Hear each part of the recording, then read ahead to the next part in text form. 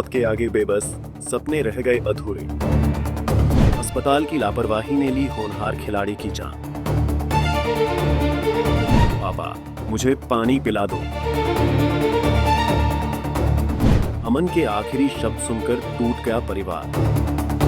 बहादुरगढ़ में खेल के मैदान से ऐसी खबर आई जिसे सुनकर हर माता पिता, हर खिलाड़ी और हर अधिकारी का दिल कांप उठा।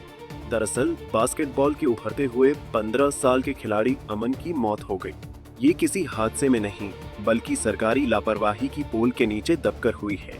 वह पोल जो सालों से जर्जर था, जिसका बेस जंग में गल चुका था, लेकिन जिसे न शिक्षा विभाग ने देखा, न खेल विभाग और न ही प्रशासन ने इसकी कोई सुध ली। आपको बता दें, जिस स्टेडियम में खिलाड़ी सपने गढ़ने आते हैं, वहीं पर एक खिलाड़ी का सपना कुचल गया। हादसे के बाद जिला खेल अधिकारी ने खुद माना, गलती हमारी है। पुल की रिपेयर लंबे समय से नहीं हुई, लेकिन सवाल यह है, क्या एक होनहार बच्चे की जान जाने के बाद माफी मांगना काफी है?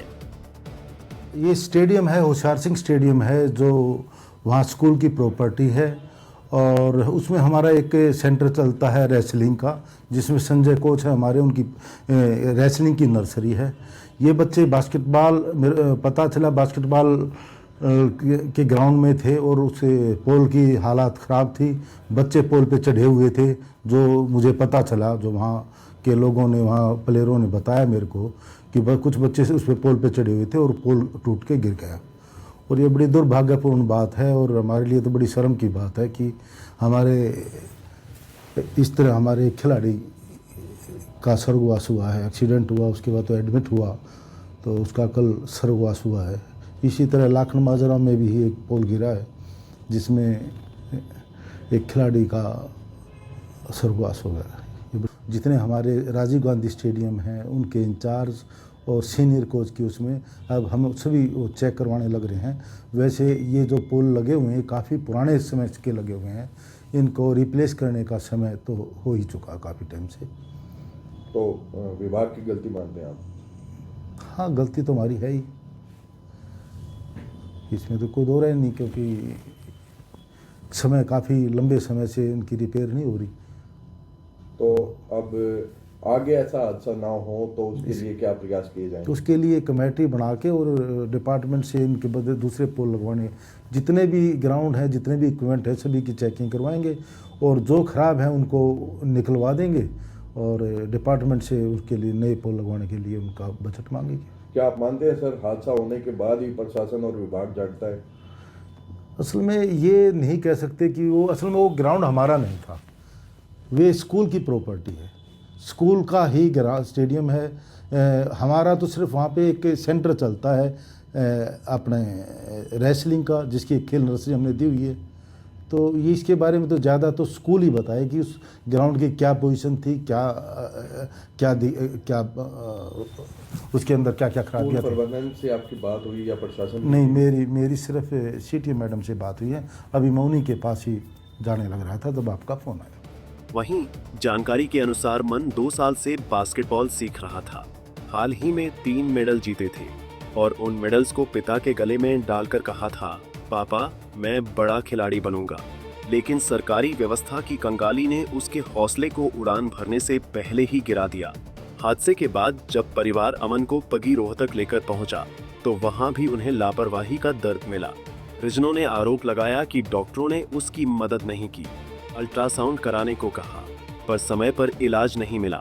और वहीं पिता की गोद में अमन ने आखिरी शब्द कहे, पापा मुझे पानी पिला दो। बस इतना कहकर वो हमेशा के लिए चला गया। अमर रामाभाती स्कूल में पढ़ता था और हाई स्कूल में शाम के टाइम डेली जाता था घूम, वो बास्केटबॉल खेलने। उसके 2-3 फ्रेंड भी थे, कभी उनके साथ निकल जाता, कभी अकेला चला जाता। पर कल जब वो गया, अकेला गया था। हम मार्केट से आए थे, घर में भी घर वाले भी मना करे थे, आज मत जा। उसके बड़े भाई ने भी रोका, उसकी मदर ने भी रोका। रास्ते में हमने बोला, हम गाड़ी में थे, मैं चल भाई किससे पूछ के आया? बोला मम्मी से पूछ के आया। वो कहने लगे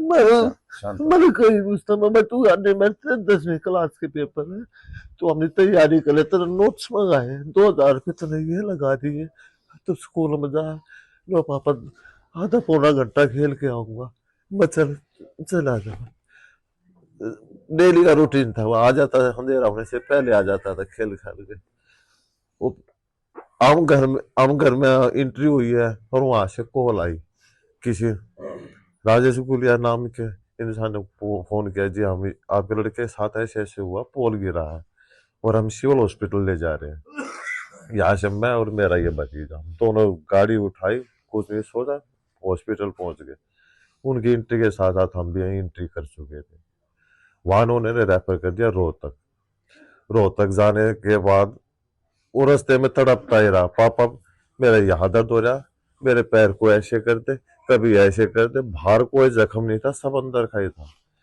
वहां पहुंचे वहां जाने के बाद उन्होंने ट्रीटमेंट पर्ची बना तो दी उन्हें कहा अल्ट्रासाउंड के रूम में कोई भी लेडीज नहीं थी कोई डॉक्टर नहीं बैठा वहां अल्ट्रासाउंड करने लिए आधे घंटे उस रेडी को लेके बाहर ही बैठा रहा मैं आएगी तो पहला नंबर अपना लगवा लूंगा वो आई आधा पौने घंटे के बाद तब तक हम उन्होंने एक हल्की ट्रीटमेंट शुरू करी थी वो भी सिरिंज लगा के देख रहे थे फिर हम उसको फिर लेके गए मैं अल्ट्रासाउंड हो जाएगा पौने घंटे के बाद तो मैडम आई अल्ट्रासाउंड किया तो उन्होंने कहा ज्यादा सीरियस केस है अंदर खून चल रहा था बोले इसके तो पेट में खून हो गया है ब्लीडिंग ज्यादा हो गई है उसको वहां काउंटर पे लेके आए वहां जो बैठे थे डॉक्टर बैठे थे मैडम बैठी थी और तो स्टाफ बैठा था उन्होंने कुछ नहीं सुना उन्हें सिर्फ एक ग्लूकोज की बोतल लगाई थी और साइड में नॉलेज को यहाँ कर दो साइड में लगा दी थी और वो फिर भी वो कह रहा था पापा मेरा इसमें मुझे पानी पिला दे बस कोई ना चल बस वो कह रहे पानी पिला दे मैं बेटा 1 मिनट रुक जा पानी भी पिलाऊंगा तुझे उसकी आंखें घूम गई सारा पीला पड़ गया उसने आंखें बंद कर ली मैं ये मिट्टी हो गया ये तो खत्म हो गया भाई इसमें भतीजे पे थोड़ा गुस्सा आ गया उसने टेबल वेबल इधर उधर कर दी वो उठ के उस अल्ट्रासाउंड रूम में जाके उन्होंने कमरा बंद कर दिया उन्होंने पीसीआर बुलाई पीसीआर में एक आया उसने कहा किरण झगड़ा किया जी गुस्से में हो गया थोड़ा बहुत दुका तुमको जे उसमें थाने में डाल दूंगा नो मुझे डाल दो अभी तक क्या रहेगा मिट्टी ले रहा हूँ मैं डाल दो अब तो क्या डालोगे फिर वो लोग कह रहे थे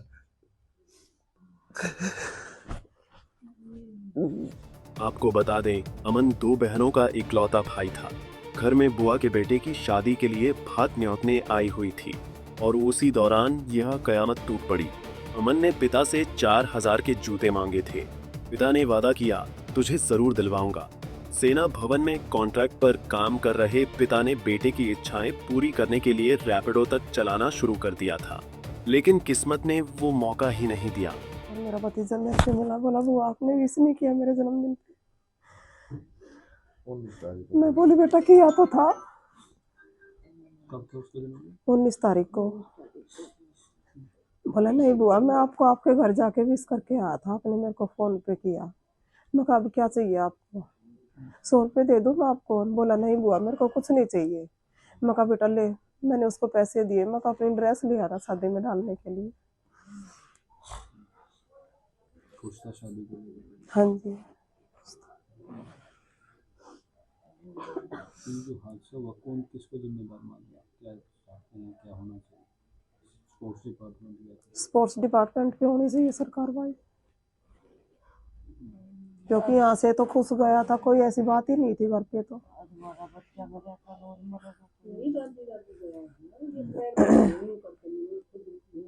मान ली इसी को ठीक करा देते हैं तो कौन किसी और के ऊपर गिरेगा या तो उसको नया लगवाया जाए पहले भी ठीक हो सकते हैं हाँ पहले भी ठीक हो सकता था डॉक्टरों की लापरवाही से हमारे इसकी मेरे भतीजे की डेथ हुई है घर में और कौन कौन है अमन के अलावा 2 बहनें हैं उसकी मम्मी है पापा है दादा दादी हैं क्या करते हैं दोनों बहनें पढ़ती हैं मम्मी प्राइवेट स्कूल में जॉब करती है उसके ये है उसके पापा इसमें DRDO में है कॉन्ट्रैक्ट बेस पे। बड़े पापा हैं उसके अमन के, उनका वर्कशॉप है। दादा हैं जो रेलवे से रिटायरमेंट है, ये दादी हैं उनकी। अमन की मौत सिर्फ एक परिवार का दर्द नहीं, यह पूरे खेल तंत्र पर सबसे बड़ा सवाल है। जिम्मेदारों पर कार्रवाई कब होगी, जवाबदेही कब तय होगी, और सबसे जरूरी, क्या अब किसी और खिलाड़ी को ऐसी मौत का इंतजार करना पड़ेगा? अब देखना होगा इन सब सवालों का जवाब अब कौन देगा। बहादुरगढ़ से प्रवीण कुमार धनखड़, पंजाब केसरी टीवी। हमसे जुड़े रहने के लिए हमारे YouTube चैनल को सब्सक्राइब करें और नई वीडियो की नोटिफिकेशन के लिए बेल आइकॉन को दबाएं। अगर आप ये वीडियो Facebook पर देख रहे हैं तो लाइक जरूर करें और ज्यादा से ज्यादा शेयर करें। धन्यवाद।